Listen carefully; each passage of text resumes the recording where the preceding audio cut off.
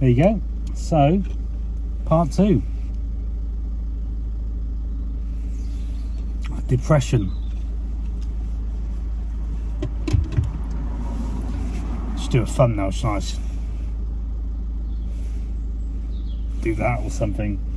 Get more hits. Get more views. So people think depression is something that you can see when everybody's had depression. Fucking hell, mate, that was close. They will know that depression cannot be seen, cannot be explained, nothing. So, before I drive off and go have a bit of picnic, which, as a man with diabetes, shouldn't be doing, but sometimes you need that sugar rush, don't you?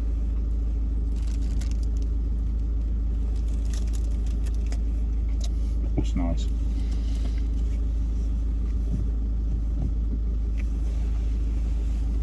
Fucking hot in my car. I'll tell you that for nothing. So yeah, where was I? Trading standards come knocking. Do you know what? I'm going to turn around because there's a fucking dust cart in front of me,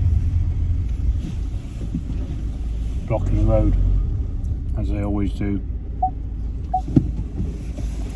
But hey, they've got a job to do, haven't they? Well, you can't really take that away from them. So yeah, trading standards come knocking. I got arrested. They took their evidence. They took, well, at my house they took the evidence, which was about 50 grand's worth of equipment. Irrelevant, not to the point. Maybe one day I'll tell you everything about that, but that's not for now. So I'll do my witness statement. There's no comment all the way through because my brief told me to say that. And then I left, and then I went home, gave my wife a hug, as you do, and yeah, kind of from then on,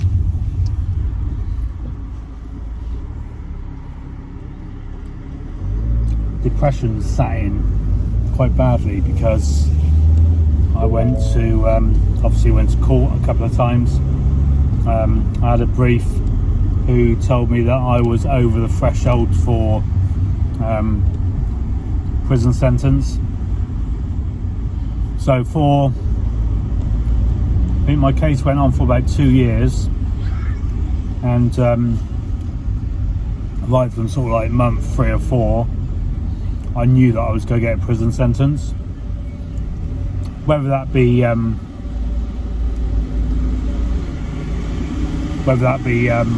suspended or what. That was obviously a big part of me getting the job at Fitness First, because I needed that stability. I needed that time away from my own head, shall we say. Again, these are probably stories for another vlog, because I can go into great detail, and this can be like hours long, but I don't want this particular one to be hours long. So yeah, depression hit, a couple of years, case went on for a couple of years, and like I said, from sort of like month 3 or 4, in my head I was going to jail, I was going to prison, which, you know, I'm not a bad man. I made a horrendous decision that broke the law, reasons being, you know, I had to look after my family, so on and so forth. Excuses, I guess, but everybody knows that life happens, and you know, you do what you have to support your family, and if that is breaking the law, then some people do and some people don't. But you know, bigger picture is something had to be done, and I chose the wrong way to do it. Could have chosen another way to do it, I guess, but I didn't, and kind of face that sacrifice there, or face that that consequence there. But yeah, hey ho. So yeah, depression sat in, and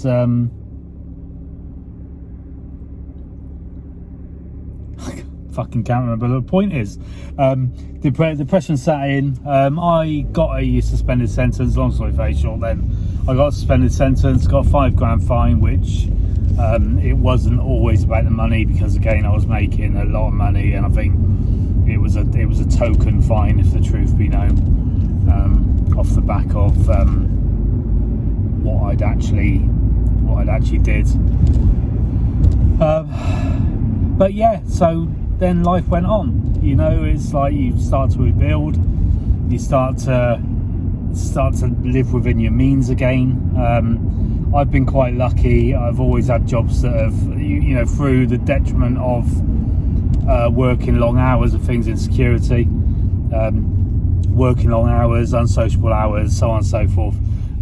You can earn good money. I did earn good money, and you know, from having a job. I then went on to, you know, becoming a manager, or supervisor, manager, so on and so forth. Again, earning good money, believing that money was mine. Now this is where my point actually comes across, I think, from why I wanted to do these little vlogs.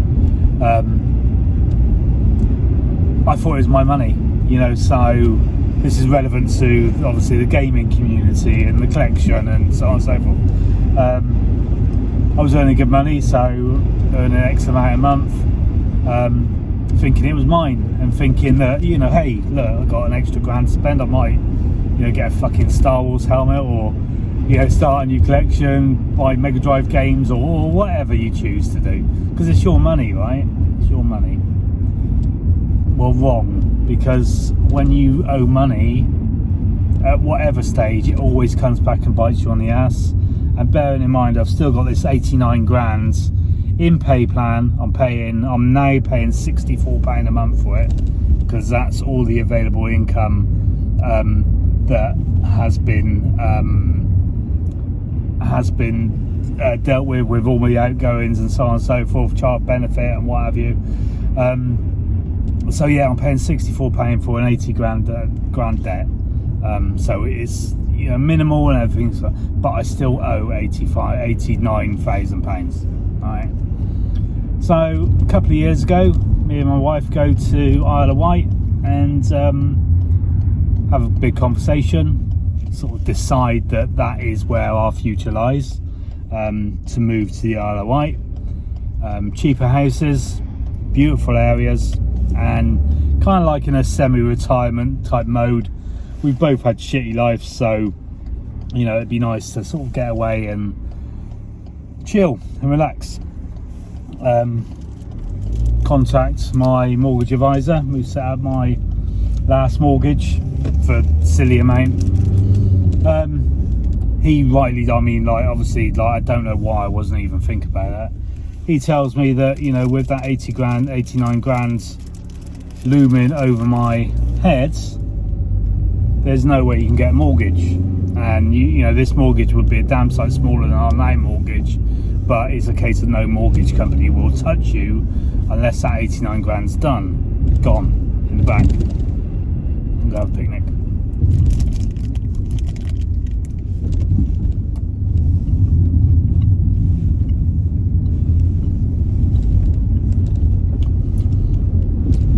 So I then think to myself, okay, I've got to clear this £89,000. Bearing in mind it's been sat there for 7 years, sold from company to company, because that's what they do, they sell their debts to recoup their outlay and then move it on. Now money, I'm sure there's a lot of you that aren't naive about this, but money does not work how you think it works. You don't go into a bank and get a 10 grand loan. The bank goes to their safe and they get £10,000 out, and you've just borrowed £10,000 off the bank. It doesn't work like that. All it is a computer that takes £10,000 out of a fund, out of a pot, numbers this is, not pounds, and credits into your account. That's why when you go into a bank and you want to withdraw a big amount of money, you have to contact them beforehand to let them know that you're coming to collect it, and so on and so forth. So money is just figures on a computer screen, and until you have that cash in your hand, it's not cash. It's not anything tangible. It's just numbers. So you go into a bank, you borrow money, and they go to their fund and insert into your PC, insert it into your bank account rather. So yeah, lost my point again. Lost my point. But yeah, so basically they sell your debts on to other companies for obviously less than what it was originally, because money doesn't exist, or that kind of money doesn't exist. It's just numbers on a computer or numbers on in a bank account. And over time these companies just want to recoup some money, so they send you letters. I'm sure, again, not all of you are naive enough not to think this goes on. These companies, if you owe 10 grand to a company, you don't actually owe 10 grand to them, because they've bought that debt for a lot less than 10 grand, maybe even 10p of every pound, just to clear it on. And then they start chasing you. They start trying to like take you £10, but they're taking 10 grand back. So contact these companies and say, hey, look, you know, I've had a conversation recently where I literally turned around and said, all of my debt here is from a different life. It's a different lifetime. It's not even, you know, close to where I am at the moment. And the guy turned around and said, oh, well, yes, okay, well, we can offer you a discount. And it was a 10 grand one. It's about 11 grand actually, but I can't remember the exact figures.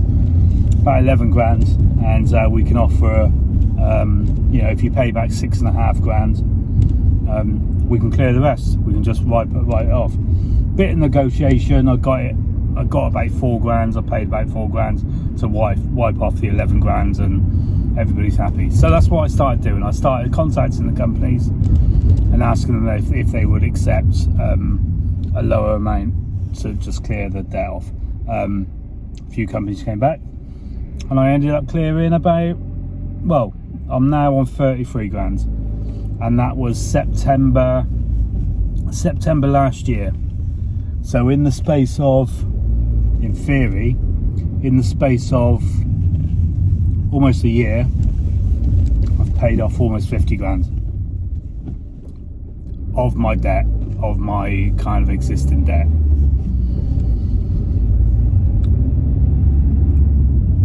Why is this relevant to sort of like a collection thing, so on and so forth? Well, I'll tell you all that in the next video, because it is a completely different section, and I have brushed on it, so it's not keeping you hanging on for it. It's just time, isn't it? That one, you sort of like wasting time watching my shite, and you could be doing something else, you know. Fucking so many learnings on the road, it's unbelievable. So yeah, it's in regards to the collection. It's in regards to if you owe money, you're a slave to whoever you owe the money to. You never actually own your own money. And going through what I'm going through at the moment, which is another story, selling up a lot of my collections to pay off these debts. So all the collections that I paid, you know, cash, because hey, I'm earning good money and so on and so forth. Well, it comes back and bites you on the ass, doesn't it?